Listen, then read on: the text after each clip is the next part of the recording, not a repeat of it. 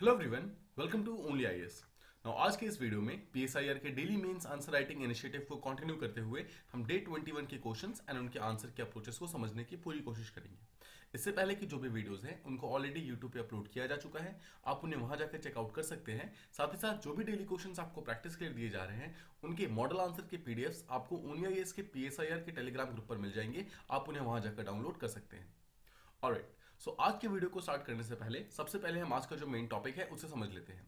The main topic says salient features of the Indian constitution, the preamble, fundamental rights and duties and directive principles. ठीक है, सो ये हमारा main topic है। इसी के अराउंड आपको दो क्वेश्चन यहाँ पर फ्रेम करके दिए गए थे जिसके ऊपर आपको आंसर लिखना था। राइट, तो देखिए सबसे पहले हम पहला क्वेश्चन देखते हैं। The first question says that the true source of rights is duty.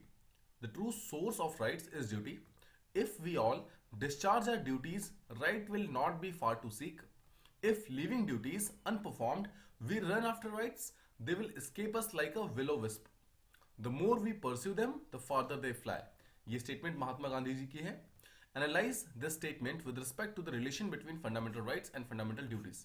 So this is the main question that we have to look for. इसी के अप्रोचेस को हमें समझना है। First things first, let's understand the question. तो इस question का जो बिगर पिक्चर है, आई होप आप वो समझ गए होंगे कि दैट राइट वर्सेस ड्यूटीज का एक कंसेप्ट है। राइट, महात्मा गांधी ने एक स्टेटमेंट दिया था कि जितने भी काइंड ऑफ राइट्स होते हैं, जो हम राइट्स की जो हम अपेक्षा करते हैं, जो हम राइट्स चाहते हैं, उसका मेन सोर्स जो होता है एक्चुअली ड्यूटी होता है। मतलब कि राइट्स क्या होता है? Rights is something that we get, duty is something that we do. Rights हमें मिलता है, ड्यूटी हम करते हैं। तो महात्मा गांधी का बोलना यह है कि अगर हम अपनी ड्यूटी सही से करेंगे, अगर हम अपनी ड्यूटीज को सही से डिस्चार्ज करेंगे तो राइट्स हमें ऑटोमेटिकली मिल जाएंगी। बट अगर हम अपनी ड्यूटीज को छोड़ करके राइट्स के पीछे भागेंगे तो राइट्स जो है वो हमसे विलो विस्प की तरह बहुत दूर चला जाएगा। What is the meaning of willow wisp? Willow wisp basically एक ऐसा गोल होता है जिसके पीछे हम भागते तो हैं लेकिन उसको पहुंचना इम्पॉसिबल होता है। ठीक है, एक ऐसा गोल जहां तक पहुंचना इम्पॉसिबल है उसे कहते हैं विलो विस्प। ठीक, अब देखो सिंपल महात्मा गांधी बोलते हैं कि जितना आप राइट्स के पीछे भागोगे उतना ही वो आपसे दूर भागेंगे, और जितना आप ड्यूटी के पीछे भागोगे उतना ज्यादा आपको राइट्स मिलेंगे। इसी को हमें एनालाइज करना है, इस स्टेटमेंट को समझना है और समझाना है, और फिर हमें एक रिलेशन क्रिएट करना है fundamental rights and fundamental duties के बीच में। यही इसका मेन क्वेश्चन है। राइट, सो आई होप आपका जो मेन क्वेश्चन है वो समझ गए कि एग्जैक्टली क्वेश्चन की डिमांड क्या है, क्वेश्चन एग्जैक्टली क्या चाह रहा है। राइट, अब देखिए अब हम इसका जो मेन हमारा डिस्कशन है वो स्टार्ट करते हैं। फर्स्ट थिंग्स फर्स्ट, इंट्रोडक्शन के अंदर आप क्या लिखेंगे? देखो इंट्रोडक्शन के अंदर इस पर्टिकुलर क्वेश्चन का जो बिगर पिक्चर है वो लेकर आना है, जैसा आप हमेशा करते हैं। इस क्वेश्चन का बिगर पिक्चर क्या है? This actually talks about rights versus duties का concept. Right, right versus duties. तो आपको यहां पर बताना है कि what is right and what is duties. Rights क्या है, ड्यूटीज क्या है? तो आपको बताना है राइट्स क्या होते हैं। Rights is something that a individual gets, जो एक इंडिविजुअल को मिलता है। नाउ ये जो राइट्स उससे मिलते हैं वो एक प्रोटेक्शन की तरह होते हैं बेसिकली। ठीक है, प्रोटेक्शन की तरह होते हैं, यानी एक प्रोटेक्टिव लेयर की तरह होते हैं। एक प्रोटेक्टिव लेयर जो कि उसे स्टेट के एट्रॉसिटीज से या फिर किसी दूसरे इंडिविजुअल की एट्रॉसिटी से बचाता है। यानी कि एक राइट्स क्या है? राइट्स किसी पर्सन को एक प्रोटेक्शन प्रोवाइड करता है, प्रोटेक्टिव लेयर प्रोवाइड करता है, और वो प्रोटेक्शन प्रोवाइड करता है स्टेट के एट्रॉसिटीज या फिर किसी इंडिविजुअल के एट्रॉसिटीज के अगेंस्ट में। मतलब कोई स्टेट या फिर कोई इंडिविजुअल अगर इस पर्टिकुलर पर्सन के अगेंस्ट में कुछ कर रहा है जिसके थ्रू इसका राइट्स वायलेट हो रहा है तो उसके लिए उसको राइट्स प्रोवाइड किए जाते हैं। Right, first things first. Second चीज, ड्यूटीज क्या होती है? Duties is something we perform. Duties क्या है? ड्यूटीज हमारी रिस्पॉन्सिबिलिटीज है, सिंपल वर्ड्स में रिस्पॉन्सिबिलिटीज है जो हमें करनी है।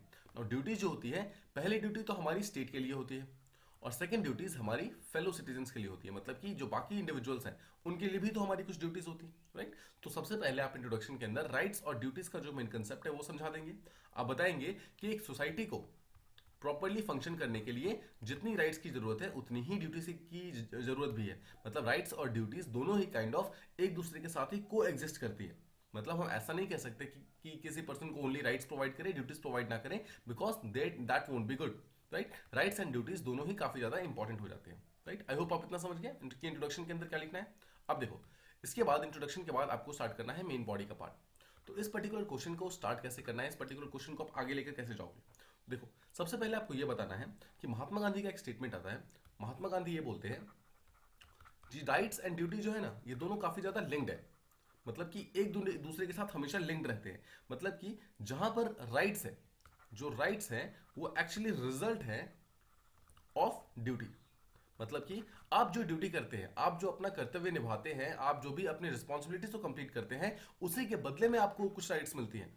सिंपल शब्दों में समझे तो आप स्टेट के लिए कुछ ड्यूटीज करते हैं, इसीलिए आपको स्टेट कुछ राइट्स प्रोवाइड करता है, राइट। तो महात्मा गांधी का एक स्टेटमेंट है, महात्मा गांधी ने जो अपना किताब लिखा था हिंद स्वराज, हिंद स्वराज के अंदर उन्होंने एक स्टेटमेंट लिखा था that real rights are a result of discharge of duties. मतलब रियल राइट्स आपको तभी मिलेंगे जो आप ड्यूटीज को डिस्चार्ज कर रहे हैं, मतलब जब आप अपना कर्तव्य निभा रहे हैं तभी आप राइट्स की अपेक्षा स्टेट से कर सकते हैं, तभी आप राइट्स की एक्सपेक्टेशंस जो है स्टेट की कर सकते हैं। तो सिंपल शब्दों में राइट्स और ड्यूटीज ऐसी चीजें हैं जिसको हम सेपरेट नहीं कर सकते, दोनों एक लिंक्ड कंसेप्ट है, दोनों बिल्कुल साथ में आते हैं। मतलब जब जब आपके पास कुछ राइट्स आएंगी तब तक आपके उसके साथ में एक रिस्पॉन्सिबिलिटी भी आएगी, मतलब कि जब जब आपके पास राइट्स आएंगे तब तक आपके साथ में उसके एक साथ में एक ड्यूटी भी आएगी। तो आपको ये चीज समझना है, राइट्स और ड्यूटी जो है वो बिल्कुल अलग नहीं है, दोनों राइट मतलब दोनों रादर एक सेम ही कंसेप्ट के दो अलग अलग पहलू हैं। देखिए, अगर हम स्टेट के फंक्शन की बात करें, स्टेट की रिस्पॉन्सिबिलिटीज की बात करें, तो एक स्टेट के फंक्शन ये भी होता है कि स्टेट को लोगों को राइट्स प्रोवाइड करने हैं, rights to citizens, and states जो है वो काइंड ऑफ एक टाइप की ड्यूटीज इंपोज करता है, ड्यूटीज इंपोज करता है सिटीजन्स के ऊपर, ठीक है। सो स्टेट और सिटीजन के बीच में क्या रिलेशन है? स्टेट और सिटीजन के बीच में रिलेशन ये है कि स्टेट जो है सिटीजन्स को राइट्स प्रोवाइड करेगा एंड ड्यूटीज उनके ऊपर इंपोज करेगा। सिंपल शब्दों में समझे तो स्टेट जो है रिस्पॉन्सिबल है कि वो राइट्स को इन्फोर्स कर सके और ड्यूटीज को इंपोज कर सके। इसका मतलब है कि क्या हम ये कह सकते हैं कि स्टेट जो है उसकी भी खुद की एक ड्यूटी है, और ये ड्यूटी क्या है? लोगों को राइट्स प्रोवाइड करना। तो जो ड्यूटी का कंसेप्ट है वो सिर्फ और सिर्फ सिटीजन्स का नहीं होता है, रादर वो स्टेट का भी होता है। सिमिलरली सिटीजन्स की भी ड्यूटी है that they stay loyal to the state, right, they stay loyal to the state. मतलब जो भी वो स्टेट है, जिस पर्टिकुलर स्टेट में वो रह रहे हैं, उसके प्रति अपनी वफादारी रहना, मतलब वफादार रहना, वो भी एक पर्टिकुलर सिटीजन की प्रॉपर ड्यूटी बनती है, राइट। और देखो, इसके अलावा आप यहाँ पर और भी अलग अलग स्कॉलर्स को लेके आ सकते हैं, जैसे कि लास्की है, आप लास्की को लेके आ सकते हैं। लास्की क्या बोलते हैं कि वन मैंस राइट जो है इज ऑल्सो हिज ड्यूटी, ठीक है।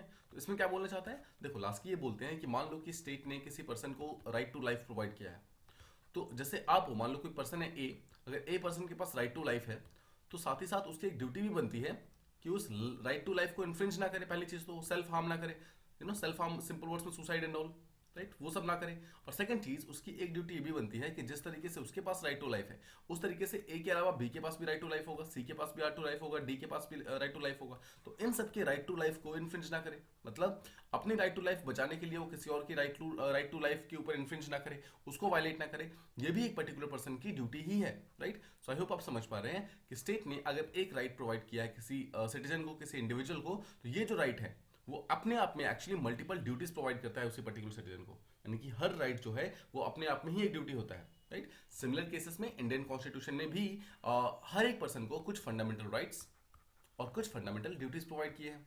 फंडामेंटल राइट्स आप जानते हैं हमारे पार्ट 3 के अंदर प्रोवाइड किए गए हैं, और टोटल 6 फंडामेंटल राइट्स प्रोवाइडेड है, राइट। इस 6 के ऑब्वियसली सब पार्ट्स हैं, but mainly 6 main fundamental rights हैं। सिमिलरली हमारे यहाँ पर आप जानते हैं 11 फंडामेंटल ड्यूटीज है हमारे पास, राइट। तो इस तरीके से आप अपने आंसर को फ्रेम कर सकते हैं, जहां पर आप एक रिलेशन क्रिएट करने की कोशिश करेंगे कि आफ्टर ऑल फंडामेंटल राइट्स और फंडामेंटल ड्यूटीज के बीच में रिलेशन क्या है। सबसे पहले आपने राइट्स और ड्यूटीज के बीच क्या रिलेशन क्रिएट किया, अब आप fundamental rights and fundamental duties के बीच क्या रिलेशन क्रिएट कर सकते हैं, ठीक है। तो कॉन्स्टिट्यूशन क्या है? कॉन्स्टिट्यूशन इस चीज को बहुत अच्छी तरीके से समझता है कि जिस पर्सन के पास कुछ राइट्स हैं उसके पास कुछ ड्यूटीज भी होनी चाहिए, और जिसके पास कुछ ड्यूटीज है उसके पास कुछ राइट्स भी होनी चाहिए, यानी कि दोनों का एक परफेक्ट और एक प्रॉपर बैलेंस बहुत ज्यादा इंपॉर्टेंट है, राइट। देखो, अगर हम एक तरफ राइट्स की बात करें तो राइट्स का मेन एम क्या है? राइट्स बेसिकली आपको बचाता है किसी भी तरीके से डीह्यूमनाइज होने से, या फिर आपको हायरार्की के कंसेप्ट में जाने से बचाता है राइट्स का कंसेप्ट। कैसे? देखो, मान लेते हैं कि एक पर्टिकुलर सोसाइटी है, उसके अंदर सोशल हायरार्की है, ठीक है, और ये जैसे suppose lower section of the society है, ये मिडिल सेक्शन है, ये दोनों ही, और जैसे सपोज ये हायर क्लास है। तो जो हायर क्लास है वो हमेशा अपने आप को ऊंचा समझते हैं एज कम्पेयर टू बाकी क्लासेस। तो देखो, ये जो एंटी हायरार्की का कंसेप्ट है उसको कैसे हम बेटर कर सकते हैं? अगर हम जो लोअर सेक्शंस है उनको हम प्रॉपर राइट्स प्रोवाइड करें, उनको प्रॉपर अपॉर्चुनिटी प्रोवाइड करें, ताकि वो अपने आप को अपलिफ्ट कर सके, वो अपने आप को लिबरल फील कर सके, फ्री फील कर सके, तब इनको किसी भी तरीके की प्रॉब्लम नहीं होगी हायर क्लास के साथ। सिमिलरली हायर क्लास को देखो, हायर क्लास को भी सेम राइट्स एंड जो ड्यूटीज है वो सब प्रोवाइड करनी है, ताकि इनमें और इनमें कोई भी डिफरेंस ना है, दोनों को सेम चीजें फॉलो करनी है, दोनों को सेम अपॉर्चुनिटीज मिलेंगी, दोनों को सेम टाइप का एटमॉस्फेयर मिलेगा अपने आप को ग्रो करने का। दिस शोज कि इंडियन कॉन्स्टिट्यूशन जो है फंडामेंटल राइट्स और फंडामेंटल ड्यूटीज के बीच में एक बैलेंस क्रिएट करने की कोशिश करता है, जहां पर एक तरफ तो वो जो lower section of the society है उसको राइट्स प्रोवाइड करता है, सिमिलरली जो अपर सेक्शन ऑफ द सोसाइटी है उसके ऊपर कुछ एक्स्ट्रा ड्यूटीज लगाता है, राइट। जो अपर सेक्शन है उसको अगर आप देखोगे तो उसके ऊपर कुछ एडिशनल ड्यूटीज होती हैं to protect the vulnerable section of the society, right. तो इस तरीके से आप देख सकते हैं राइट्स एंड ड्यूटीज जो है दोनों ही हैंड इन हैंड चलती है। ऐसा नहीं है कि अगर हमने कोई भी राइट प्रोवाइड किया है, जैसे अगर आपने जस्ट सपोज किसी पर्सन को कोई राइट्स प्रोवाइड किए गए हैं तो उसको सिर्फ और सिर्फ राइट्स प्रोवाइड नहीं किए गए हैं, रादर इस राइट्स के साथ साथ में कुछ ड्यूटीज ऑटोमेटिकली अटैच्ड है। इस राइट्स के साथ जो ड्यूटीज हैं जरूरी नहीं है कि उसको अलग से एक्सप्लिसिटली बताया जाए, बट हर एक राइट के साथ इम्प्लिसिटली ड्यूटीज भी प्रेजेंट होती हैं। आई होप आप ये चीज समझ पा रहे हैं, राइट। अब देखो जो भी ड्यूटीज वगैरह होती है, ड्यूटीज कुछ इस तरीके की होती है, जैसा हमने ऑलरेडी बात की, ड्यूटीज आपकी ड्यूटी स्टेट के लिए भी है यानी कि नेशन के लिए भी है और बाकी फेलो सिटीजन के लिए भी है। स्टेट के लिए तो ऑब्वियसली हमने अपनी ड्यूटी देखी, अलग अलग तरीके की ड्यूटीज होती है, राइट। सिटीजन्स के लिए जैसे हमने ऊपर एक एग्जांपल देखा कि अगर आपके पास खुद के पास राइट टू लाइफ है तो आपकी ड्यूटी बनती है कि किसी और के पर्सन की राइट टू लाइफ के ऊपर आप इंटरफेयर ना करो, उसके अंदर ना जाओ, राइट। तो इस तरीके से हम समझ सकते हैं कि अगर एक सोसाइटी के अंदर पीसफुल को एग्जिस्टेंस चाहिए तो काइंड ऑफ राइट से पहले आपको अपने ड्यूटीज के ऊपर फोकस करना पड़ेगा। अगर आप ड्यूटीज के ऊपर प्रॉपर्ली फोकस करेंगे या ड्यूटीज को अगर आप अच्छे तरीके से परस्यू करेंगे तो आपको ऑटोमेटिकली लोगों से राइट्स मिलेंगे, आपको ऑटोमेटिकली सोसाइटी से राइट्स मिलेंगे, राइट। सो आई होप आप ये चीज समझ गए। यहाँ पर आप महात्मा गांधी के बारे में बात कर सकते हैं कि महात्मा गांधी बोलते हैं देखो कि अगर आप सिर्फ राइट्स के ऊपर फोकस करोगे, जैसे ना आपको याद हो क्वेश्चन का स्टेटमेंट क्या था कि अगर हम सिर्फ और सिर्फ राइट्स के पीछे भागेंगे तो राइट्स हमसे दूर भागेगा। उसको कैसे प्रूव करना है आपको, बिकॉज देखो हमारी सोसाइटी में अलग अलग टाइप के लोग होते हैं। मान लेते हैं कि हम इस सोसाइटी का हायरार्की लेते हैं और अलग अलग टाइप के लोग को लेने की कोशिश करते हैं। जस्ट सपोज कि at the top we take some kind of businessman, ठीक है। अगर हम बिजनेसमैन ले रहे हैं तो बिजनेसमैन के राइट्स क्या होंगे, बिजनेसमैन के अपने खुद के कुछ राइट्स होंगे जो कि बिजनेस से रिलेटेड होंगे, वो चाहता है कि उन पर्टिकुलर राइट्स को उनको प्रोवाइड किया जाए, राइट। इसके अलावा अगर आप बात करोगे जो किंग्स होते हैं, किंग्स के अपने आप जानते हो डिवाइन राइट्स होते हैं, वो चाहते हैं कि उनको डिवाइन राइट्स मिल जाए।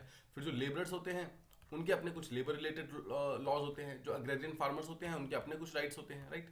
सो पॉइंट इज सबकी अपनी अपनी राइट्स होती हैं, सब अपने अपने तरीके से अपनी राइट्स को लेना चाहते हैं, बट द पॉइंट इज कि अगर हर एक पर्सन हर एक सेक्शन ऑफ द सोसाइटी अगर अलग अलग तरीके के राइट्स को फॉलो करेगा तो सोसाइटी के अंदर क्योस आ जाएगा, सोसाइटी के अंदर काइंड ऑफ डायलेमास आ जाएंगे, राइट। इसीलिए क्या होता है, इसीलिए एक सिचुएशन लाया जाता है कि एक ड्यूटीज को आपको प्रेफरेंस प्रोवाइड करनी होती है, ड्यूटीज ओवर राइट्स, ठीक है। तो अगर आप ड्यूटीज के ऊपर फोकस करोगे तो बिजनेसमैन अपनी ड्यूटी के ऊपर फोकस करेगा, किंग अपनी ड्यूटी के ऊपर फोकस करेगा, लेबर अपनी ड्यूटी के ऊपर फोकस करेगा, एंड जो एग्रेरियन पर्सन है वो अपनी ड्यूटी के ऊपर फोकस करेगा, एंड ऑटोमेटिकली जो भी उसको राइट्स चाहिए वो ऑटोमेटिकली उसको मिलती जाएंगी, राइट। तो इस तरीके से आप बता सकते हैं कि आफ्टर ऑल राइट्स और ड्यूटी के बीच का जो कंसेप्ट है वो किस तरीके से इमर्ज होता है, राइट्स और ड्यूटी के बीच का जो कंसेप्ट है वो किस तरीके से उसको हम शो कर सकते हैं यहाँ पर। आई होप आप समझ गए। आपको क्या करना है इस पर्टिकुलर आंसर को लिखते टाइम, हर बार जब आप राइट्स को एक्सप्लेन करेंगे राइट्स के साथ में आपको ड्यूटीज को रखना है, राइट। आपको राइट्स के साथ में ड्यूटीज को यहाँ पर एक्सप्लेन करना है, राइट्स और ड्यूटीज को आपको अलग अलग नहीं करना है, बिकॉज राइट्स एंड ड्यूटीज को आपको ये शो करना है कि दोनों सेपरेट नहीं किए जा सकते, राइट। क्वेश्चन की डिमांड भी यही है कि दोनों को एक दूसरे से सेपरेट नहीं किया जा सकते। जहां पर राइट्स है वहां पर इंट्रिंसिकली ड्यूटीज ऑलरेडी प्रेजेंट है, मतलब कि अपने आप ही वहां पर ड्यूटीज प्रेजेंट हो जाती है। बट अगर किसी एक जगह पर ड्यूटीज प्रेजेंट नहीं है तो वहां पर अगर आप सिर्फ और सिर्फ राइट्स देंगे तो उस पर्टिकुलर सोसाइटी में जैसा हमने बात की एक kind of chaos type create हो जाएगा, बिकॉज हर एक पर्सन सिर्फ राइट्स की बात करेगा, वो किसी के लिए कुछ करना नहीं चाहेगा बट सब कुछ अपने आप में लेना चाहेगा, मतलब ड्यूटीज के ऊपर फोकस नहीं करेगा, रादर राइट्स के ऊपर फोकस करेगा, and that won't be good, वो उतने अच्छे से नहीं होगा, राइट। क्या आप ये चीज समझ गए। अब देखो साथ ही साथ आप अपने आंसर को एंड करने के लिए क्या कर सकते हैं, आप अपने आंसर को एंड करने के लिए एक प्रॉपर कंक्लूजन दे सकते हैं। आप बता सकते हैं कि जो राइट्स और ड्यूटीज का जो कंसेप्ट है या फिर जो ये डिबेट है, ऑल्दो ये डिबेट जो है एवरलास्टिंग है, डिबेट लगातार चलता जा रहा है, बट द पॉइंट इज देखो इस राइट्स एंड ड्यूटीज के बीच में हमेशा एज अ रिस्पॉन्सिबल सिटीजन ये हमारी रिस्पॉन्सिबिलिटी बनती है कि हम ड्यूटीज को प्रेफरेंस प्रोवाइड करें। अगर आप ड्यूटीज को प्रेफरेंस प्रोवाइड करेंगे, आप अपने कर्म को सही से करेंगे, आप अपने कर्तव्य को सही से करेंगे, आप अपनी ड्यूटीज को निभाएंगे, तो कहीं ना कहीं आपकी ड्यूटी के कारण जो सामने वाला पर्सन है उसका राइट्स इंश्योर होगा, और अगर सामने वाले के राइट्स इंश्योर होगा तो वो जो ड्यूटीज परफॉर्म करेगा उसके कारण आपकी राइट्स इंश्योर होंगे, राइट। तो इस तरीके से सोसाइटी के अंदर ड्यूटीज और राइट्स का जो कोहैबिटेंस है, को एग्जिस्टेंस है, उसको आपको इस पर्टिकुलर क्वेश्चन के अंदर प्रूव करना था, एंड आई होप आप इस क्वेश्चन को प्रॉपर्ली समझ गए एज टू किस तरीके से आफ्टर ऑल हम इस क्वेश्चन को कनेक्ट कर सकते थे, अप्रोच कर सकते थे, एंड राइट्स एंड ड्यूटीज के बीच का जो कनेक्शन है उसको किस तरीके से क्रिएट कर सकते थे। I hope this much is clear. चलिए अब हम क्वेश्चन नंबर 2 के ऊपर चलते हैं। लेट्स ट्राई टू अंडरस्टैंड कि एग्जैक्टली क्वेश्चन नंबर 2 क्या बोल रहा है। देखो सेम टॉपिक का सेकंड क्वेश्चन जो है, it says analyse the importance of doctrine of eclipse in preserving the sanctity of Indian constitution. So doctrine of eclipse के बारे में पूछा गया है। सो आई होप अपने डॉक्ट्रिन ऑफ एक्लिप्स को ऑलरेडी अपने सिलेबस के अंदर कंप्लीट कर लिया होगा. If you already know doctrine of eclipse क्या है, so use this particular class to refine your content. ठीक है, इस चीज को थोड़ा सा और बेहतर समझने में आप कोशिश कर सकते हैं. If you don't know what is doctrine of eclipse, so I will try my best कि इसको मैं सीधे शब्दों में, जितने हो सके उतने आसान शब्दों में इसको समझाने की कोशिश करूंगा कि एग्जैक्टली डॉक्ट्रिन ऑफ एक्लिप्स क्या है, ताकि आपको ये चीज समझ आ जाए. देखिए, first things first, doctrine of eclipse को समझने से पहले you have to understand one thing, कि भारतीय कॉन्स्टिट्यूशन के अंदर, भारतीय संविधान के अंदर देयर इज अ प्रावधान, there is a provision of fundamental rights. Right, अब फंडामेंटल राइट्स को बहुत ज्यादा इंपॉर्टेंस दी गई है. ठीक है, हमारे कॉन्स्टिट्यूशन के अंदर बोला गया है कि फंडामेंटल राइट्स काफी ज्यादा इंपॉर्टेंट है. मतलब fundamental rights is not just another article in our constitution. ऐसा नहीं है कि सिर्फ एक आर्टिकल है, रादर इस आर्टिकल की काफी ज्यादा वैल्यू है. तो इस पर्टिकुलर फंडामेंटल राइट्स को प्रोटेक्ट करने के लिए बहुत सारे डिफरेंट डिफरेंट ऑब्वियसली आर्टिकल्स बनाए गए हैं. जैसे आप जानते हैं आर्टिकल 13 है, आर्टिकल 32 है, ये दो मेन है. राइट, सो अगर आप आर्टिकल 32 के बारे में बात करेंगे तो वो क्या बोलता है, कॉन्स्टिट्यूशनल रेमेडीज के बारे में. राइट, कॉन्स्टिट्यूशनल रेमेडीज के बारे में बात करता है. कॉन्स्टिट्यूशनल रेमेडीज का मतलब क्या है कि अगर किसी पर्टिकुलर पर्सन का फंडामेंटल राइट वायलेट होता है तो उसको प्रोटेक्ट करने के लिए, उसके फंडामेंटल राइट्स के प्रोटेक्शन के लिए हम क्या क्या कर सकते हैं, कोर्ट क्या क्या कर सकते हैं, किसके अगेंस्ट क्या एक्शन लिए जा सकते हैं, ये सब आर्टिकल 32 के अंदर मेंशन्ड है. ठीक है, ये तो हो गया post violation, post infringement, simple words में post infringement of fundamental rights. ठीक है, अब हम बात करते हैं आर्टिकल 13 के बारे में. आर्टिकल 13 क्या बोलता है, आर्टिकल 13 भी कुछ ऐसा ही आर्टिकल है. आर्टिकल 13 भी ये बोलता है कि कोई भी ऐसा लॉ, कोई भी ऐसा रूल जो कि पार्लियामेंट या स्टेट लेजिस्लेटिव असेंबली बना रही है और अगर वो फंडामेंटल राइट को वायलेट कर रहा है तो वो automatically null and void declare हो जाएगा. तो क्या हम ये समझ सकते हैं कि ये इन्फ्रिंजमेंट को रोकना चाह रहा है, इन्फ्रिंजमेंट को रोकना चाह रहा है. देखो ये समझो, आर्टिकल 32 जो है वो पोस्ट इन्फ्रिंजमेंट के बारे में बात कर रहा है. इसका मतलब क्या है, वो ये कहता है कि एक बार जब राइट्स वायलेट हो जाएंगे उसके बाद हम क्या करेंगे, उसके बाद किस तरीके से आपके राइट्स को हम प्रोटेक्ट करेंगे. बट आर्टिकल 13 बोलता है कि हम आपके राइट्स को वायलेट होने ही नहीं देंगे. इससे पहले कि आपका कोई भी ऐसा कोई लॉ बने, कोई ऐसा रूल बने, कोई भी ऐसा कुछ भी ऐसा रूल बने जिसके थ्रू आपका राइट्स वायलेट हो सकते हैं, हम उस पर्टिकुलर लॉ को ही वायलेट कर देंगे, या फिर यानी कि काइंड ऑफ उस पर्टिकुलर लॉ को ही वॉइड डिक्लेयर कर देंगे, मतलब खारिज कर देंगे सिंपल शब्दों में. तो ये हमारे आर्टिकल 13 का मेन मीनिंग है. समझो आर्टिकल 13 को, देखो फिर से समझो, आर्टिकल 13 का सीधा सा मतलब है कि स्टेट या गवर्नमेंट जो है वो कोई भी ऐसा लॉ नहीं बना सकती जो कि फंडामेंटल राइट को वायलेट करे, सिंपल शब्दों में. ठीक है, अब देखिए आर्टिकल 32 जो है वो आर्टिकल 13 जो है वो दो तरीकों से बात करता है. आर्टिकल 13 पहले ये बोलता है, आर्टिकल 13 जो क्लॉज 1 है, मतलब 13 क्लॉज 1 जो है वो ये बोलता है कि देखो जितने भी ऐसे लॉज जो कि प्री कॉन्स्टिट्यूशन लॉज थे, प्री कॉन्स्टिट्यूशन लॉज मतलब कि जो हमारा कॉन्स्टिट्यूशन बनता है 26 जनवरी 1950 को जो हमारा कॉन्स्टिट्यूशन अडॉप्ट हुआ था, इससे पहले के जितने भी लॉज है, प्री कॉन्स्टिट्यूशन लॉज का मतलब क्या है, क्या हम कह सकते हैं कि ब्रिटिश एरा लॉज है, ब्रिटिश एरा लॉज है. ठीक है, ओके. तो प्री कॉन्स्टिट्यूशन लॉज का सिंपल से शब्दों में ये कहता है कि कोई भी ऐसा प्री कॉन्स्टिट्यूशन लॉ, मतलब 26 जनवरी 1950 से पहले के बनने वाले लॉ, सीधे शब्दों में ब्रिटिश के द्वारा बनाए गए लॉ, अगर भारतीय सोसाइटी के अंदर, भारतीय समाज के अंदर फंडामेंटल राइट्स का वायलेशन करते हैं तो those laws will be declared void and null. मतलब कि वो जो पर्टिकुलर लॉ है, राइट है, वो चीज है जो ऑटोमेटिकली कैंसिल हो जाएगी. ठीक है, ये तो बोलता है आर्टिकल 13 क्लॉज 1. अब देखिए आर्टिकल 13 क्लॉज 2 क्या बोलता है. आर्टिकल 13 क्लॉज 2 से कि जो भारतीय पार्लियामेंट है या फिर भारतीय स्टेट लेजिस्लेटिव असेंबली है, अब 26 जनवरी 1950 के बाद यानी कि पोस्ट कॉन्स्टिट्यूशन में कोई भी ऐसी लॉ अगर बनाने की कोशिश करेगी जिसके थ्रू वायलेट करने की कोशिश कर रही है फंडामेंटल राइट्स को, तो वो ऑटोमेटिकली इंस्टेंटली वॉइड हो जाएगा. ठीक है, आई होप आप ये चीज समझ गए. सो आर्टिकल 13 के दो डिफरेंट क्लॉजेस हैं. पहला क्लॉज ये बोलता है कि आर्टिकल 13 क्लॉज 1 जिसमें बोलता है कि कोई भी ऐसा प्री कॉन्स्टिट्यूशन लॉ, मतलब भारतीय संविधान के बनने से पहले के जो भी लॉज हैं, यानी कि ब्रिटिश जो लॉज हैं, वो अगर फंडामेंटल राइट को काइंड ऑफ किसी भी तरीके से वायलेट करते हैं और अगर हम उसको ना स्पेसिफिकली हटा नहीं पाए, कैंसिल नहीं कर पाए, तो वो ऑटोमेटिकली कैंसिल हो जाएगा. और आर्टिकल 13 क्लॉज 2 ये बोलता है कि अगर कोई भी ऐसा लॉ स्टेट या पार्लियामेंट अब बनाने की कोशिश करता है जो कि फंडामेंटल राइट को वायलेट करेगा, तो वो भी ऑटोमेटिकली इंस्टेंटली वो हो जाएगा, कैंसिल हो जाएगा. ठीक है, ये चीज तो समझ गया. अब देखो, अब एक सेकंड कंसेप्ट समझो. सेकंड कंसेप्ट ये बोलता है कि जब हमारा कॉन्स्टिट्यूशन बनता है तो 26 जनवरी 1950 को जो हमारा कॉन्स्टिट्यूशन अडॉप्ट हुआ था, उसके अंदर बहुत सारे फीचर्स हमने ऐसे लिए थे जो कि ऑलरेडी हमारे ब्रिटिश इंडिया के अंदर प्रेजेंट थे, ब्रिटिश इंडिया के अंदर प्रेजेंट थे.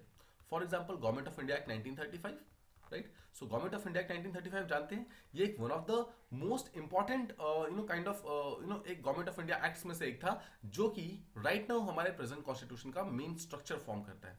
What does it means? सीधे शब्दों में कहूं तो गवर्नमेंट ऑफ इंडिया 1935 से हमने काफी सारी चीजें, काफी सारे फीचर्स हमने बोरो किए थे और हमने उसको अपने फाइनल कॉन्स्टिट्यूशन, मेन कॉन्स्टिट्यूशन के अंदर डाला था। ठीक है, ये चीज समझ गया। सो देखो, बहुत सारे ब्रिटिश लॉज जो है वो हमने उसको इंप्लीमेंट किए थे। अब आप ये भी जानते हैं कि 1947 में जब भारत आजाद हुआ और 1950 जब हमारा कॉन्स्टिट्यूशन बनता है, सिर्फ 3 साल का यहां पर पीरियड था हमारे पास। क्या 3 सालों के अंदर हम एवरी सिंगल ब्रिटिश लॉ को, हर एक ब्रिटिश इंडिया के लॉ को एक एक करके डिसाइड कर सकते थे? क्या हम एक एक करके हर एक ब्रिटिश इंडिया के लॉ को पार्लियामेंट में लेके जाते, हर एक को डिस्कस करते, उसकी एफिशिएंसी नॉन एफिशिएंसी को हम हटाते? इसमें बहुत ज्यादा टाइम लग जाता, राइट। सिर्फ 3 साल के अंदर ये चीज पॉसिबल नहीं थी, राइट। तो ये चीज अगर पॉसिबल नहीं थी तो देखो, ऐसे ब्रिटिश लॉज, ऐसे ब्रिटिश इंडिया के लॉज जो कि इंडिया पोस्ट इंडिपेंडेंस में भी फॉलो करने का सोच रहा था। मतलब कि इंडियन गवर्नमेंट, देखो इंडियन गवर्नमेंट हर एक लॉ को जीरो से नहीं बना सकती थी। इंडियन गवर्नमेंट ऑलरेडी कुछ लॉज को फॉलो करना चाहती थी जो कि ऑलरेडी चल रहे हैं, जो ब्रिटिश एरा से चल रहे हैं। तो गवर्नमेंट ने बोला कि ऐसा कोई भी लॉ जो कि ऑलरेडी ब्रिटिश इंडिया से चल रहा है उसको हम चलने देंगे फिलहाल के लिए। ठीक है, पहली चीज तो ये। बट यहां पर आती है आर्टिकल 13 क्लॉज 1 का कंडीशन। आर्टिकल 13 क्लॉज 1 का वो क्या है, कंडीशन क्या है? 13 क्लॉज 1 क्या बोलता था? 13 क्लॉज 1 बोलता है कि कोई भी ऐसा प्री कॉन्स्टिट्यूशन लॉ जो कि अगर फंडामेंटल राइट को काइंड ऑफ वायलेट करता है तो वो पर्टिकुलर लॉ जो है ऑटोमेटिकली कैंसिल हो जाएगा, वॉइड हो जाएगा, नल हो जाएगा। ठीक है, ये चीज क्लियर है। लेकिन यहां पर उस टाइम का जो पार्लियामेंट था हमारा, वो यही सोचता है, देखो डॉक्ट्रिन ऑफ इक्लिप्स ये बोलता है कि ये चीज सही है कि अगर कोई भी चीज हमारे फंडामेंटल राइट को काइंड ऑफ वायलेट करेगी तो उसे हम कैंसिल कर देंगे। लेकिन ये भी तो सही है कि हमें ब्रिटिश इंडिया के बहुत सारे लॉज को भी फॉलो करना है, बिकॉज हम पूरी तरीके से 100% नए लॉज नहीं बना सकते। बहुत सारे लॉज जो चल रहे हैं उसी को हम चलने देते हैं, राइट। तो इसने बोला कि कोई भी ऐसी चीज, कोई भी ऐसा लॉ जो कि ब्रिटिश इंडिया का लॉ है, सिंपल शब्दों में जो प्री कॉन्स्टिट्यूशन लॉ है, अगर वो फंडामेंटल राइट को वायलेट करता है लेकिन स्टिल हमारे लिए इंपॉर्टेंट है, तो हम क्या करेंगे, इस लॉ को नल एंड वॉइड डिक्लेयर नहीं करेंगे। मतलब कि हम इस पर्टिकुलर लॉ को पूरी तरीके से हटाएंगे नहीं, because this law is kind of important, ठीक है, जिसे हम फॉलो करना चाहते हैं। लेकिन हम इस लॉ को, फंडामेंटल राइट को वायलेट भी नहीं करने देंगे, तो हम क्या करेंगे, इस पर्टिकुलर लॉ को for the time being suspend कर देंगे। ठीक है, सस्पेंड कर देंगे। और इसको कौन ओवरशैडो करेगा? It will be overshadowed by the fundamental rights. ठीक है, अब देखो मैं आपको कुछ समझाता हूं, you'll get आइडिया। मान लेते हैं कि दिस इज अ लॉ, ठीक है, दिस इज द लॉ, ठीक है, विच इज ब्रिटिश लॉ है। और इस पर्टिकुलर लॉ का जो मेन चीज है वो इंडिया के अंदर काम का तो है, मतलब इंडिया इसको फॉलो करना चाहती है पोस्ट इंडिपेंडेंस पीरियड में, लेकिन ये काइंड ऑफ कुछ चीजें इसकी, मतलब इसके अंदर कुछ ऐसे प्रोविजंस हैं जो कि फंडामेंटल राइट्स को वायलेट करती हैं। ठीक है, सो क्या हुआ, इंडियन पार्लियामेंट ने बोला कि अभी हम क्या करेंगे, इस पर्टिकुलर चीज को फॉलो, तो हमें से पहली चीज तो नल एंड वॉइड डिक्लेयर नहीं करेंगे, ठीक है, इसको कैंसिल नहीं करेंगे। लेकिन व्हाट विल डू इज हम फंडामेंटल राइट्स को इसके सामने रख देंगे। मतलब कि अगर कभी भी क्वेश्चन आया कि फंडामेंटल राइट्स इंपॉर्टेंट है या फिर ये लॉ इंपॉर्टेंट है, तो हम हमेशा फंडामेंटल राइट को प्रेफरेंस प्रोवाइड करेंगे। सीधे शब्दों में समझें तो फंडामेंटल राइट जो है इसको ओवरशैडो कर लेगा ना। ओवरशैडो करना, देखो इसी को कहते हैं इक्लिप्स करना। इक्लिप्स करना, आप जानते हो ना, सन एंड मून का इक्लिप्स। अगर सन यहाँ पर है, अगर मून सामने आ जाए तो कहते हैं मून इक्लिप्स कर रहा है सन को, है ना, जो हम चंद्र ग्रहण कहते हैं यहाँ पर। ठीक है, सो सेम चीज है, सॉरी हम जो सूर्य ग्रहण कहते हैं, तो ये सेम चीज है, एग्जैक्ट सेम चीज है कि बोल रहा है कि जो वो लॉ था इसको इक्लिप्स कर लिया फंडामेंटल राइट ने, यानी कि फंडामेंटल राइट को अब प्रेफरेंस मिलेगी as compare to that particular law, right. ये चीज आप समझ गए। अब देखो इसकी एक कंडीशन और है, इसमें बोलता है, ये तो हो गया doctrine of Eclipse, I hope आप डॉक्ट्रिन ऑफ इक्लिप्स समझ गए। अब बोलता है डॉक्ट्रिन ऑफ इक्लिप्स में कि पहली चीज तो देखो, इसमें हमने वो कर दिया, इसमें सबसे पहले चीज तो हमने यहाँ पर ये बता दिया कि उस पर्टिकुलर लॉ को हमने पूरी तरीके से कैंसिल नहीं किया, सिर्फ उसको सस्पेंड किया है for the time being, because वो फंडामेंटल राइट को वायलेट कर रहा था।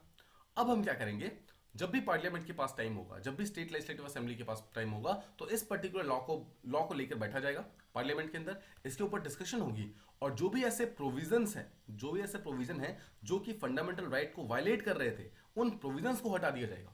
और एक बार ऐसे प्रोविजंस हट गए जो कि फंडामेंटल राइट्स को वायलेट कर रहे थे, तब ये जो लॉ था, जो बाकी इसकी चीजें ठीक थी, जो कि फंडामेंटल राइट को वायलेट नहीं कर रही थी, उनको हम इंप्लीमेंट कर देंगे, and this is what fundamental right का ये doctrine of Eclipse is. This is the main concept behind doctrine of Eclipse. क्या आप इस चीज को समझ गए? आई होप आप समझ गए। Once again, just for the sake of understanding, let me try and explain you in very very brief. तो पहली चीज देखो, फंडामेंटल राइट को काइंड ऑफ बचाने के लिए आर्टिकल 13 आता है। आर्टिकल 13 क्लॉज 1 ये बोलता है कि कोई भी प्री कॉन्स्टिट्यूशन लॉ जो कि फंडामेंटल राइट को मतलब काइंड ऑफ वायलेट करेगा वो ऑटोमेटिकली कैंसिल हो जाएगा। लेकिन गवर्नमेंट को कुछ ऐसी जरूरतें पड़ती हैं, कुछ ऐसी लॉज की जरूरतें पड़ती है जहां पर गवर्नमेंट को लगता है कि ये लॉज होने चाहिए। इसलिए क्या होता है, इस पर्टिकुलर चीज को इंक्लूड मतलब इस तरीके से डिसाइड किया जाता है कि अगर अगर कोई भी ऐसा लॉ आता है जो कि फंडामेंटल राइट को वायलेट कर रहा है और अगर वो प्री कॉन्स्टिट्यूशन पीरियड का है, मतलब ब्रिटिशर्स का लॉ है, तो हम उस लॉ को नल एंड वॉइड नहीं करेंगे, कैंसिल नहीं करेंगे, अदर हम उसको सस्पेंड कर देंगे। ठीक है, और बाद में क्या करेगा, पार्लियामेंट उस पर्टिकुलर लॉ को लेकर डिस्कशन कर सकता है, उसके अंदर रिक्वायर्ड चेंजेस कर सकता है, उसके प्रोविजंस को हटा सकता है जो भी फंडामेंटल राइट को काइंड ऑफ वायलेट कर रहे हैं, और जब उसके सारे के सारे खराब वाले प्रोविजन हट जाए तब हम उसे इंप्लीमेंट कर देंगे। राइट, यही एक्चुअली मेन कंसेप्ट है डॉक्ट्रिन ऑफ एक्लिप्स का, और इसी तरीके से जो डॉक्ट्रिन ऑफ एक्लिप्स है वो एक्चुअली काम करता है। अब देखो, अब हम बात करते हैं इस पर्टिकुलर क्वेश्चन का अप्रोच क्या होना चाहिए। राइट, आई होप आप समझ गए डॉक्ट्रिन ऑफ एक्लिप्स क्या है। फर्स्ट थिंग्स फर्स्ट, आपको इंट्रोडक्शन के अंदर बताना है कि what is doctrine of eclipse. तो आप बताओगे कि एनी लॉ, कोई भी ऐसा law which is in conflict with fundamental rights, ठीक है, वो टोटली डेड नहीं होगा, ठीक है, उसको नल एंड वॉइड डिक्लेयर नहीं किया जाएगा, rather it will be overshadowed bye fundamental rights, जब तक कि ऐसे प्रोविजंस उस लॉ में जो कि फंडामेंटल राइट को वायलेट कर रहे थे उसको हटा ना दिया जाए अमेंडमेंट करके। एक बार जब इसको हटा दिया जाएगा तो उसके बाद उसी पर्टिकुलर लॉ को फिर से इंप्लीमेंट कर दिया जाएगा, and this is what doctrine of eclipse is. I hope this much is clear. I hope आपका जो इंट्रोडक्शन था वो रेडी है। अब देखो बॉडी को स्टार्ट कैसे करना है। First things first, you have to talk about article 13 clause 1। आप बताएंगे पहले आर्टिकल 13 क्लॉज 1 को किस तरीके से एक टाइप का प्रोटेक्टिव लेयर प्रोवाइड करता है फंडामेंटल राइट को। राइट, प्रोटेक्टिव लेयर प्रोवाइड करता है फंडामेंटल राइट्स को। तो ये बोलता है कि कोई भी ऐसा लॉ जो कि प्री इंडिपेंडेंस एरा या फिर पोस्ट इंडिपेंडेंस एरा में अगर फंडामेंटल राइट को वायलेट कर रहा है तो वो automatically null and void declare हो जाएगा। ठीक है, लेकिन हमारी बात आती है सुप्रीम कोर्ट की, बिकॉज देखो डॉक्ट्रिन ऑफ एक्लिप्स का कंसेप्ट जो है सुप्रीम कोर्ट लेकर आता है। सुप्रीम कोर्ट जो है 1955 में केस आता है, केस का नाम है भीका जी वर्सेस स्टेट ऑफ एमपी 1955, ये केस का नाम है। ठीक है, भीका जी जो केस था उसके अंदर पहली बात, जब ये बात सुप्रीम कोर्ट के पास पहुंचती है तो पहले हल्का सा केस समझो। केस क्या था, केस ये था कि देखो जो स्टेट ऑफ एमपी था ना, जो मध्य प्रदेश का स्टेट था, वो ये बोलता है कि जितना भी मोटर ट्रांसपोर्ट है स्टेट का, मोटर ट्रांसपोर्ट मतलब कि जितना भी ट्रांसपोर्टेशन है वो सारा का सारा नेशनलाइज किया जाएगा बाय द स्टेट। मतलब कि मोटर ट्रांसपोर्ट यानी कि बसेस, फिर जो ऑटोज हैं, कार पूल्स हैं, ये सब चीजें हैं, इन सब के ऊपर सिर्फ और सिर्फ स्टेट का कंट्रोल होगा। मतलब कि इसके ऊपर अगर कोई भी कंपनी खोलनी है, कोई भी अगर डिपार्टमेंट खोलना है, तो ये सब सिर्फ स्टेट कर सकता है। सिंपल शब्दों में इंडिविजुअल जो है वो इस चीज को यूज नहीं कर सकता, मतलब वो इसके बेसिकली मोटर ट्रांसपोर्ट में अपना बिजनेस स्टार्ट नहीं कर सकता। मतलब तुम कोई कार की कंपनी नहीं खोल सकते, तुम कोई ऑटो की कंपनी, तुम कोई बाइक की कंपनी नहीं खोल सकते। ठीक है, ये चीज बोला गया स्टेट ऑफ एमपी के द्वारा 1955 के अंदर। तो भीका जी नाम के एक पुलिस आते हैं, पर्सन आते हैं जिन्होंने ऑब्वियसली इसके अगेंस्ट एक अपील कर दी सुप्रीम कोर्ट के अंदर। तो सुप्रीम कोर्ट ने देखो ये बोला कि ये जो पर्टिकुलर ये जो मोटर ट्रांसपोर्ट वाला जो केस है, ये जो मतलब कंसेप्ट है कि सिर्फ और सिर्फ हम ही खोल सकते हैं, मतलब only the state can take this decision. और देखो एक चीज और, ये पर्टिकुलर जो मतलब लॉ था, ये पर्टिकुलर जो मोटर ट्रांसपोर्ट वाला जो लॉ था, ये एक्चुअली प्री कॉन्स्टिट्यूशन एरा का था। मतलब ब्रिटिशर्स के टाइम से ये चलता आ रहा था कि अगर कोई लॉ खोलेगा तो सिर्फ और सिर्फ स्टेट खोलेगा, कोई प्राइवेट पर्सन, कोई इंडिविजुअल पर्सन इसको नहीं खोल सकता। ठीक है, तो इस चीज को जब सुप्रीम कोर्ट के पास लेके आया गया तो सुप्रीम कोर्ट ने ये बोला कि ये तो आर्टिकल 19 जो है 1G जो है 1G उसको वायलेट कर रहा है। कैसे? 1G क्या बोलता है? राइट टू प्रोफेशन, मतलब कि आप कोई भी प्रोफेशन ले सकते हो, आप कुछ भी काम कर सकते हो। सो अगर मेरे पास ये राइट्स है कि मैं कुछ भी काम कर सकता हूं, सो आफ्टर ऑल मुझे ट्रांसपोर्ट डिपार्टमेंट में आने से क्यों मना किया जा रहा है? आफ्टर ऑल मैं क्यों अपना एक ऑटोमोबाइल का काइंड ऑफ एक बिजनेस स्टार्ट नहीं कर सकता? राइट, तो ये जब इनकंसिस्टेंसी आई तो सुप्रीम कोर्ट यहाँ पर बीच में आया। सुप्रीम कोर्ट ने बोला कि ये बात बिल्कुल सही है कि ये आर्टिकल 19 क्लॉज 1 जो जी जो है, सब क्लॉज जी जो है, तो ये एक फंडामेंटल राइट है, इसको वायलेट कर रहा है, तो इसको वायलेट कर रहा है। लेकिन जो ये मोटर ट्रांसपोर्ट का बाकी जितने भी प्रोविजन है वो सब बिल्कुल सही है, सिर्फ इसका एक ही प्रोविजन गलत है कि ओनली एंड ओनली स्टेट जो है वो इस चीज को कंट्रोल करेगा। तो सुप्रीम कोर्ट ने बोला इस पूरे के पूरे लॉ को नल एंड वॉइड डिक्लेयर करने से अच्छा है इसको हम एक्लिप्स में डाल देते हैं। एक्लिप्स में डालते हैं मतलब कि फॉर द टाइम बीइंग इस पर्टिकुलर लॉ को हम सस्पेंड कर देते हैं, ताकि हर एक पर्सन अपनी ऑटोमोबाइल इंडस्ट्री के अंदर अपने बिजनेस को स्टार्ट कर सके। और एक बार जब भी स्टेट ऑफ एमपी का जो स्टेट लेजिस्लेटिव असेंबली है वो बैठेगी, तो वो डिस्कशंस करेगी, इसके ऊपर बातचीत करेगी, और जो ये वाला क्लॉज है कि ओनली स्टेट इसके ऊपर कंट्रोल कर सकती है, वो क्लॉज हटा देगी, राइट, अमेंडमेंट करके वो क्लॉज हटा देगी। तो बाकी जितने भी पार्ट्स हैं मोटर ट्रांसपोर्ट एक्ट के, उस मोटर ट्रांसपोर्ट एक्ट को हम एज इट इज, बाकी पार्ट्स को जो कि फंडामेंटल राइट को ऑब्वियसली इन्फ्रिंज नहीं कर रहे हैं, उनको हम वापस ले आएंगे और उनको हम काइंड ऑफ इस पर्टिकुलर चीज के अंदर रख लेंगे, मतलब कि उसको हम एक्सेप्ट कर लेंगे, उसको हम देन इंप्लीमेंट कर देंगे। तो क्या आप समझ पाए किस तरीके से एमपी के अंदर जो केस हुआ था मोटर ट्रांसपोर्ट एक्ट वाला, उसके कारण सुप्रीम कोर्ट ने पहली बार इंडिया के अंदर डॉक्ट्रिन ऑफ एक्लिप्स को यहाँ पर यूज किया था। ठीक है, इसी तरह से क्या हुआ, जब बाद में जो स्टेट ऑफ एमपी था उसने बाद में कुछ चेंजेस कर दिए, रिक्वायर्ड चेंजेस कर दिए, उसके बाद इस पर्टिकुलर चीज को फिर से रिवाइव कर दिया गया, मोटर ट्रांसपोर्ट एक्ट को फिर से स्टेट के अंदर इंप्लीमेंट कर दिया गया। I hope this much is clear. So I hope आपको एक चीज तो सबसे पहले पता चल गई कि एग्जैक्टली जो डॉक्ट्रिन ऑफ एक्लिप्स है क्या, उसका जेनेसिस कैसे हुआ, स्टार्ट कैसे हुआ, सुप्रीम कोर्ट का इसके अंदर क्या रोल रहा है। आई होप आप ये सब चीजें समझ गए। अब देखो, डॉक्ट्रिन ऑफ एक्लिप्स के कुछ फीचर्स होते हैं। आफ्टर ऑल कुछ ऐसे चीजें हैं जिसके ऊपर आप देख के कह सकते हो कि हाँ ठीक है, यहाँ पर डॉक्ट्रिन ऑफ एक्लिप्स फॉलो हो सकता है। तो कहाँ कहाँ फॉलो हो सकता है? फर्स्ट थिंग्स फर्स्ट, ये एक प्री कॉन्स्टिट्यूशन लॉ होना चाहिए। सिंपल शब्दों में समझे तो इंडियन कॉन्स्टिट्यूशन के बनने से पहले का लॉ होना चाहिए, सिर्फ उसके ऊपर ही doctrine of eclipse kind of follow हो सकता है। ठीक है, सेकंड चीज, वो डेफिनेटली इन कॉन्फ्लिक्ट होना चाहिए, in conflict with fundamental rights. ये भी इंपॉर्टेंट है, राइट। आई होप आप समझ गए कि फंडामेंटल राइट्स के कॉन्फ्लिक्ट में होना चाहिए वो। अगर वो फंडामेंटल राइट्स से कॉन्फ्लिक्ट में नहीं है तो वो kind of doctrine of eclipse नहीं हो सकता। तीसरी चीज, वो जो पर्टिकुलर लॉ है वो कभी भी नल एंड वॉइड डिक्लेयर नहीं होगा, नल वॉइड डिक्लेयर नहीं होगा, रादर उसको सस्पेंड कर दिया जाएगा, suspend for a time period, जब तक कि स्टेट लेजिस्लेटिव असेंबली या फिर जो पार्लियामेंट है वो आकर रिक्वायर्ड चेंजेस ना करते। ठीक है, थर्ड चीज ये कि सस्पेंड होता है, पूरी तरीके से कैंसिल नहीं होता है। और फोर्थ चीज देखो कि उस पर्टिकुलर लॉ को वापस रिवाइव कर सकते हैं after making the required amendment. Amendment करने के बाद इस चीज को वापस लाया जा सकता है, वापस इस चीज को फिर से एक बार स्टार्ट किया जा सकता है। सो आई होप आप ये चारों फीचर समझ गए। ये चारों फीचर्स एक्चुअली कंबाइन करके डॉक्ट्रिन ऑफ एक्लिप्स का जो कंसेप्ट है उसको रेडी करते हैं, डॉक्ट्रिन ऑफ एक्लिप्स का जो कंसेप्ट है उसको सफल बनाते हैं, उसको ट्रू बनाते हैं। I hope this much is clear. अब देखो, अगर आप इंडियन कॉन्स्टिट्यूशन की बात करें, उसके अंदर जो हमारा ये डॉक्ट्रिन ऑफ एक्लिप्स है उसने एक बहुत ही इंपॉर्टेंट रोल प्ले किया था 1950 के अंदर। देखो 1950 के अंदर जब हम एक कॉन्स्टिट्यूशनल स्टेट बने थे, यानी जब हम एक रिपब्लिक बने थे।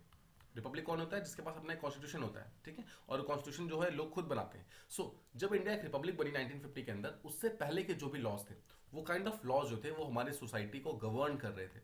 ठीक है, सोसाइटी गवर्न कर रहे थे। तो जो पोस्ट इंडिपेंडेंस पीरियड जो था 1947 और स्पेशली जो पोस्ट रिपब्लिकन का जो पीरियड था 1950 के बाद का, उस पर्टिकुलर टाइम में हमें एक यूनिफॉर्मिटी बना के रखनी थी, स्पेशली उन लॉ के साथ जो कि ऑलरेडी इंडियन स्फीयर के अंदर काम कर रहे थे। सो हम ऐसा नहीं चाहते थे कि हम पूरी तरीके से लॉ को ड्रास्टिकली चेंज कर दें, because it would have taken much time, बहुत ज्यादा टाइम लगता है उसमें। तो हमें ये इंश्योर करना था कि जितने भी लॉज यहाँ पर ऑलरेडी प्रेजेंट हैं, जितने भी ऐसे लॉज हैं जो कि ऑलरेडी सोसाइटी के अंदर चल रहे हैं, उनको ही कंटिन्यू करना सही होगा, रादर कि हर एक चीज के लिए नए लॉज बनाए जाए। बट साथ ही साथ इन लॉ के अंदर कोई भी अगर कमियां है तो उस कमियों को रोकने का काम, उस कमियों को काइंड ऑफ सस्पेंड करने का काम डॉक्ट्रिन ऑफ एक्लिप्स ने किया था। आई होप आपको ये चीज क्लियर है। तो भारतीय कॉन्स्टिट्यूशन को एक बहुत ही स्मूथ तरीके से रिपब्लिक बनाने में भी काफी इंपॉर्टेंट काम किया है डॉक्ट्रिन ऑफ एक्लिप्स ने, जहां पर उसने जो पुराने लॉज थे उसके अंदर रिक्वायर्ड चेंजेस ला करके हमारे प्रेजेंट डे कॉन्स्टिट्यूशन के अंदर, प्रेजेंट डे सोसाइटी के अंदर एक प्रॉपर लॉ को फ्रेम करने की कोशिश की है। आप इस चीज को समझ पा रहे हैं कि भारतीय कॉन्स्टिट्यूशन के अंदर इसकी रिक्वायरमेंट कितनी ज्यादा है, इसकी इंपॉर्टेंस कितनी ज्यादा है, राइट। सिंपल शब्दों में अगर हम समझे तो देखो, किसी भी पर्टिकुलर पर्सन का अगर फंडामेंटल राइट्स वायलेट हो रहा है तो ऑब्वियसली उसके द्वारा बनाए, मतलब उस पर्टिकुलर लॉ को पूरी तरीके से नल एंड वॉइड डिक्लेयर कर दिया जाएगा। बट कोई भी ऐसा प्री कॉन्स्टिट्यूशन लॉ है जो कि भारतीय संविधान के लिए इंपॉर्टेंट है, उस चीज को बचाने के लिए, उसकी गरिमा को बचाने के लिए इस डॉक्ट्रिन ऑफ एक्लिप्स का कंसेप्ट लेकर आया गया था। एक चीज आप ये भी समझ सकते हैं कि डॉक्ट्रिन ऑफ एक्लिप्स सिर्फ उन्हीं पर्सन के ऊपर काम करेगा जिनको फंडामेंटल राइट्स मिल रही है, राइट। तो फंडामेंटल राइट्स सिर्फ और सिर्फ सिटीजन्स को मिलती है। तो कोई भी नॉन सिटीजन पर्सन जिसके पास फंडामेंटल राइट्स ही नहीं है, ऑब्वियसली उसके ऊपर डॉक्ट्रिन ऑफ एक्लिप्स जो है कभी काम नहीं कर सकता। I hope this much is clear, right. और थर्ड चीज ये है कि जो फंडामेंटल राइट जो है, फंडामेंटल राइट्स कभी कभी काइंड ऑफ एक रिस्ट्रिक्शन प्रोवाइड करते हैं स्टेट को कि आप इस चीज के ऊपर लॉ नहीं बना सकते। और at the same time fundamental right एक राइट्स प्रोवाइड करते हैं लोगों को कि आपके जो स्फीयर में स्टेट लॉज नहीं बना सकता। तो इस दोनों के बीच का जो डाइल्यूशन है उसको काइंड ऑफ बीच में लाने का काम करता है doctrine of eclipse. Doctrine of eclipse उन लॉज को भी वैलिडेट करने की कोशिश करता है जिसके अंदर फंडामेंटल राइट्स इन्फ्रिंज हो रहा था। मतलब कि नॉर्मली अगर कोई भी ऐसा लॉ हो जिसके अंदर फंडामेंटल राइट्स इन्फ्रिंज हो रहा हो तो उसको हम पूरी तरीके से कैंसिल कर देंगे। बट कोई भी ऐसा लॉ जो अगर इन्फ्रिंज कर भी रहा है तो उसके सिर्फ उस पार्ट को हटा के, उतने पार्ट को काट करके बाकी पार्ट्स को आप प्रॉपरली यहाँ पर यूज कर सकते हैं हमारे खुद की सोसाइटी के अंदर। सिंपल शब्दों में समझो कि अगर एक पर्टिकुलर चीज है, उसका सिर्फ इतना पार्ट खराब है, ठीक है, तो इस पूरे चीज को हटाने से ज्यादा बेटर है कि आप सिर्फ इतना पार्ट काट के हटा दो और बाकी चीज को नॉर्मली यूज करो, इसको और बेटर बनाने की कोशिश करो। क्या आप समझ पाए इस चीज को? सेम चीज यहां पर डॉक्ट्रिन ऑफ इक्लिप्स करता है कि rather than deleting the entire law, पूरे के पूरे लॉ को हटाने से बेटर है कि जितना पार्ट खराब है सिर्फ उतने को हटाओ और बाकी पार्ट को वापस ले आओ। ठीक है, तो this is what actually doctrine of Eclipse is, and उसको हमने काफी डिटेल में अलग अलग पर्सपेक्टिव के साथ समझ लिया। फाइनली देखो, आप अपने एंडिंग क्या कर सकते हो, आप अपने एंडिंग में ये बता सकते हो कि क्या हमारा जो डॉक्ट्रिन ऑफ इक्लिप्स है वो पोस्ट कॉन्स्टिट्यूशन लॉ के ऊपर काम करता है। देखो, there was a case called as Deepchand versus state of UP. ठीक है, केस आता है, इसके अंदर ये क्वेश्चन आता है, दीपचंद क्वेश्चन पूछते हैं कि क्या जो ये डॉक्ट्रिन ऑफ इक्लिप्स है वो पोस्ट कॉन्स्टिट्यूशन लॉज के ऊपर काम करेगा। मतलब कि कॉन्स्टिट्यूशन के बाद, अगर कोई कॉन्स्टिट्यूशन के बनने के बाद अगर कोई भी ऐसा लॉ बनता है जो कि हमारे फंडामेंटल राइट्स को वायलेट करे, उसको इन्फ्रिंज करे, तो क्या उसको सस्पेंड किया जा सकता है। तो देखो, ध्यान से समझो, कॉन्स्टिट्यूशन ने ये बोला, मतलब सॉरी, सुप्रीम कोर्ट ने उस टाइम ये बोला इस पर्टिकुलर लॉ के दौरान कि देखो, कॉन्स्टिट्यूशन के बाद आर्टिकल 13 क्लॉज 2 जो है वो काम करता है। आर्टिकल 13 क्लॉज 2 क्या बोलता है कि कोई भी ऐसा लॉ कभी बन ही नहीं पाएगा जो कि फंडामेंटल राइट्स को वायलेट कर रहा है। सो अगर बन ही नहीं पाएगा तो यहाँ पर यहाँ तक पहुंचने की बात ही नहीं होती, राइट। तो अगर कोई भी लॉ ऐसा बन ही नहीं पा रहा है तो हम इस चीज को लेकर अश्योर्ड हो सकते हैं कि जो पोस्ट कॉन्स्टिट्यूशन लॉज है उसके अंदर ये डॉक्ट्रिन ऑफ इक्लिप्स काम नहीं करता, बिकॉज इसकी रिक्वायरमेंट ही नहीं होती, बिकॉज ऑलरेडी जो आर्टिकल 13 क्लॉज 2 है वो कोई भी ऐसा लॉ या फिर कोई भी ऐसा रूल बनने ही नहीं देगा जिसके अंदर किसी भी तरीके का फंडामेंटल राइट का इन्फ्रिंजमेंट हो। ठीक है, सो इस तरीके से आप अपने आंसर को एंड कर सकते हैं, एक पॉजिटिव नोट पे, एक प्रॉपर इंफॉर्मेटिव नोट पे। I hope this particular question and the previous question जिसके अंदर हमने राइट्स वर्सेस ड्यूटी से कंसेप्ट समझा, ये दोनों ही चीज आपको क्लियर है। आई होप आपको दोनों चीजें प्रॉपर्ली समझ आ गई। Thank you so much for listening to this particular video. See you in the next one.